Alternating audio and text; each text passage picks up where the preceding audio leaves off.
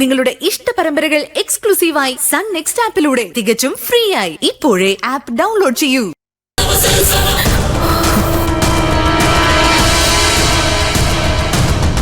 ഒരു പോലീസുകാരിയുടെ അടി എങ്ങനെയിരിക്കും നിനക്കിപ്പം മനസ്സിലായില്ലേ? നീ ഇപ്പോഴും വിചാരിക്കുന്നത് ഞാൻ പണ്ടത്തെ പോലത്തെ പേടി ചൊതുങ്ങി പോകുന്ന മഞ്ജുവാണെന്നോ? അന്ന് ഞാൻ ഒറ്റയ്ക്ക് ഒരുപാട് ഉത്തരവാദിത്തങ്ങൾ ഏറ്റെടുത്ത അവസ്ഥയിലായിരുന്നു. പക്ഷേ ഇന്ന് അങ്ങനെയല്ല. എന്ത് സംഭവിച്ചാലും കൂടെ നിൽക്കുന്നൊരു കുടുംബം എനിക്കുണ്ട്. അച്ഛൻ എന്നെ ഏൽപ്പിച്ച എല്ലാ ഉത്തരവാദിത്തങ്ങളും ഞാൻ നിറവേറ്റി കഴിഞ്ഞു. ഇനി എനിക്ക് ആരെയും പേടിക്കേണ്ട കാര്യമില്ല. ഇതുവരെ ഈ വീട്ടിലുള്ളവർ എന്നെ ഈ കുടുംബത്തിന്റെ ഭാഗമായിട്ട് കണ്ടിരുന്നില്ല. പക്ഷേ ഇപ്പൊ അതങ്ങനെയല്ല. ഇനി എന്നെയോ എന്റെ കുടുംബത്തെയോ എന്തെങ്കിലും തരത്തിൽ നീ ഉപദ്രവിക്കാൻ ശ്രമിച്ചു എന്ന് ഞാൻ അറിഞ്ഞ ഇപ്പൊ കിട്ടിയത് വെറും സാമ്പിളാ. നിന്നോട് ക്ഷമയോടെ പെരുമാറിയതാ ഞാൻ ചെയ്ത തെറ്റ്. നിനക്ക് മനസ്സിലാവുന്ന ഭാഷയിൽ ഞാൻ നിന്നോട് സംസാരിക്കണമായിരുന്നു. ഇനി ഞാൻ നാക്കുകൊണ്ടായിരിക്കില്ല, കൈകൊണ്ടായിരിക്കും നിന്നോട് സംസാരിക്കുക.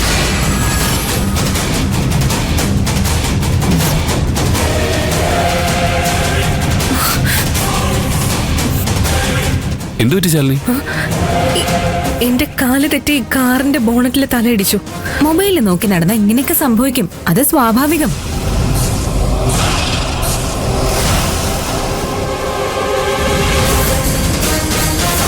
ഈ വിഷയത്തിൽ ഇടപെടാതിരിക്കുന്നതാണ് ബുദ്ധി.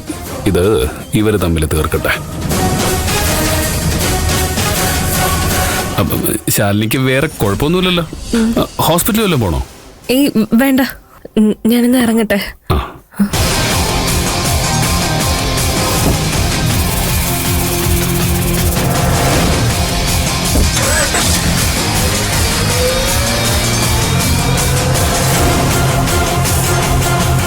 അല്ല, സത്യത്തിൽ എന്താ ഇവിടെ നടന്നത്?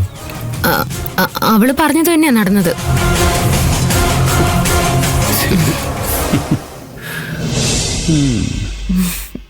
ചേച്ചി എന്താടി? ചേച്ചി ഇങ്ങനെ മാസ് കാണിക്കുന്നത് കാണണമെന്ന് എന്റെ വലിയൊരു ആഗ്രഹമായിരുന്നു. അതെന്തായാലും ഇപ്പൊ സാധിച്ചു. ഞാൻ മാസൊന്നും കാണിച്ചതല്ല. പാവങ്ങൾക്ക് പ്രതികരണ ശേഷിയില്ലെന്ന് വിചാരിക്കുന്ന ഇവളെ പോലുള്ളവർക്ക് ഇങ്ങനൊരു തട്ട് കൊടുത്താലേ ശരിയാവും. ഞാൻ എന്റെ നിവൃത്തിയോട് കൊണ്ട് ചെയ്തതാ. എന്തായാലും എനിക്കിഷ്ടായി.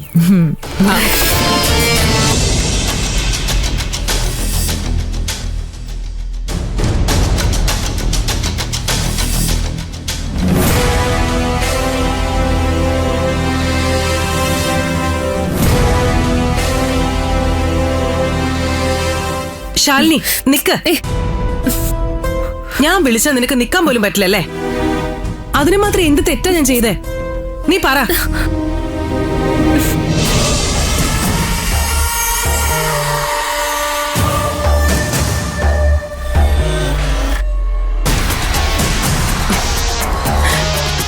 നിനക്ക് വേണ്ടി ഓരോന്ന് ചെയ്തേനാ ഗോപാലേട്ടന് സഞ്ജു എനിക്കെതിരെ തിരിഞ്ഞിരിക്കുന്നെ. നിന്റെ കൂടെ നിന്നതിന് എന്നെ ബഹുമാനിക്കണം എന്നൊന്നും ഞാൻ പറയുന്നില്ല. പക്ഷെ അപമാനിക്കാതിരുന്നൂടെ? കൂടെ നിന്നിരുന്നു എന്ന് പറഞ്ഞിട്ട് ഒരു കാര്യവുമില്ല.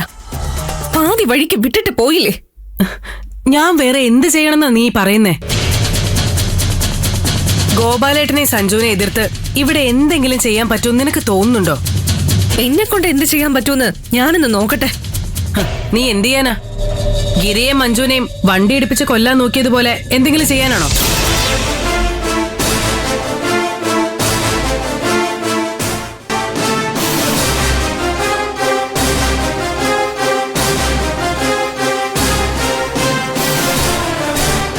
നീ എന്താ വിചാരിച്ചേ? ഞാനൊന്നും അറിയില്ലെന്നാ? നിന്റെ ഓരോ നീക്കങ്ങളും കൃത്യമായി ഞാൻ അറിയുന്നുണ്ട്. ചാച്ചുവിന്റെ പുറകെ ആരെങ്കിലും വിട്ടിട്ടുണ്ടോ? നിന്നെ പറ്റിയുള്ള വിവരം കിട്ടാൻ എനിക്ക് അതിന്റെ ആവശ്യമൊന്നുമില്ല. ഇനി പറ, നീ തന്നെയല്ലേ അവരുടെ കാറിന്റെ ബ്രേക്ക് കേടുവരുത്തിയത്? നിനക്കെന്ത് വട്ടുണ്ടോ ശാലിനി? ഇങ്ങനൊരു കുറ്റം ചെയ്താ എളുപ്പത്തിൽ രക്ഷപ്പെടാൻ പറ്റുന്നാണോ നിന്റെ വിചാരം? നീ അവസാനം അറസ്റ്റിലാവും. അതോടെ നിന്റെ ഭാവി തകരും. ഞാൻ ജയിലിലായാലും കുഴപ്പമില്ല. ഗിരിയെ സ്വന്തമാക്കാൻ ഞാൻ മഞ്ജുവിനെ സമ്മതിക്കില്ല. മോളെ, ഇനിയെങ്കിലും ഗിരിയുടെ പുറകെ ഇങ്ങനെ ഭ്രാന്തിയെ പോലെ നടക്കുന്നതൊന്ന് നിർത്ത്. അവൻ നിന്റെ കൈവിട്ട് പോയി കഴിഞ്ഞു. ഞാൻ പറയുന്ന ഒന്ന് കേൾക്ക്. നീ അവനെ മറക്കണം. നീ ഒരു വാക്ക് പറഞ്ഞ നിന്നെ കല്യാണം കഴിക്കാൻ നല്ല പയ്യന്മാരിവിടെ ക്യൂ നിൽക്കും. എനിക്കങ്ങനെ ഒരു സ്വയംവരം നടത്താൻ താല്പര്യമില്ല. എന്റെ കഴുത്തിൽ താലി കെട്ടുന്നത് ഗിരി തന്നെയായിരിക്കും. ഏതെങ്കിലും ഒരുത്തനെ കെട്ടി നാട്ടുകാരുടെ മുന്നിൽ തോൽക്കാൻ എനിക്ക് താല്പര്യമില്ല. മോളെ, ഇപ്പോഴത്തെ സാഹചര്യത്തിൽ ഗിരി ഒരിക്കലും മഞ്ജുവിനെ വേണ്ടെന്ന് വെക്കില്ല. ഇനി അങ്ങനെ വേണ്ടെന്ന് വെച്ചെന്ന് തന്നെ ഇരിക്കട്ടെ. പക്ഷേ ഗിരിയെ വിവാഹം കഴിക്കാൻ ഗോപാലേട്ടൻ ഒരിക്കലും സമ്മതിക്കില്ല. അദ്ദേഹത്തെ എതിർത്തുകൊണ്ട് ഗിരി ഒരിക്കലും നിന്നെ സ്വീകരിക്കില്ല. പിന്നെ എന്തിനാ നീ ഇങ്ങനെ കഷ്ടപ്പെടുന്നേ? ഇപ്പൊ നാട്ടുകാരുടെ മുന്നിൽ നീ വെറും ഒരു കോമാളിയാകുക. ഇത്രയും നാളും എന്റെ കോമാളിത്തരങ്ങൾക്കൊക്കെ ചാച്ചു കൂടെ നിന്നില്ലേ? ഇപ്പൊ അച്ഛനെയും സഞ്ജുവിനെയും പേടിച്ച് നിലപാട് മാറ്റുകയല്ലേ?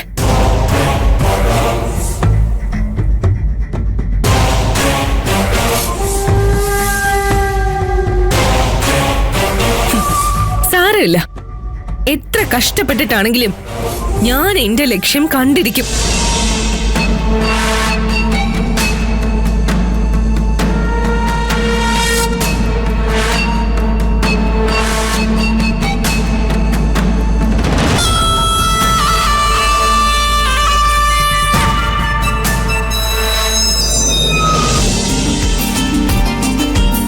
മോളെ, ഞങ്ങളിന്ന് ഇറങ്ങട്ടെ. ശരി ചേച്ചി. മഞ്ജു, ദാ, കാറിന്റെ താക്കോല്. മോനെ, നീ എന്താ ചെയ്യുന്നത്? എന്താ അമ്മേ? ഗിരിയേട്ടനല്ലേ ഓടിക്കുന്നത്? അല്ല, മഞ്ജു ഓടിക്കും. ഒരു ഇടി കഴിഞ്ഞ് കാർ ഇങ്ങോട്ട് കിട്ടിയതല്ലേ ഉള്ളൂ, അപ്പോഴേക്കും വീണ്ടും പരീക്ഷണത്തിന് ഇറങ്ങുവാണോ? ഹലോ, അത് ഞാൻ കാശ് കൊടുത്ത് വാങ്ങിയ വണ്ടിയാ. അതില് പൊടി പിടിക്കുമ്പോ കഴുകിടാനല്ലാതെ അഭിപ്രായം പറയാനുള്ള സ്വാതന്ത്ര്യമൊന്നും ഞാൻ കുഞ്ഞാറ്റയ്ക്ക് തന്നിട്ടില്ല. അല്ല മോനെ, അവള് പറഞ്ഞതൊരു കാര്യമില്ലേ? ഒരു ആക്സിഡന്റ് ഇപ്പൊ കഴിഞ്ഞല്ലേ ഉള്ളൂ. അമ്മേ, വണ്ടി ഓടിക്കാൻ പഠിക്കുന്നത് കുട്ടികൾ നടക്കാൻ പഠിക്കുന്നത് പോലെ തന്നെയാ. ആദ്യമൊക്കെ ഒന്ന് വീണെന്ന് വരും എന്ന് കരുതി വീണ്ടും ശ്രമിച്ചില്ലെങ്കിൽ ജീവിതകാലം മുഴുവൻ പേടിച്ച് മാറി നിൽക്കേണ്ടി വരും.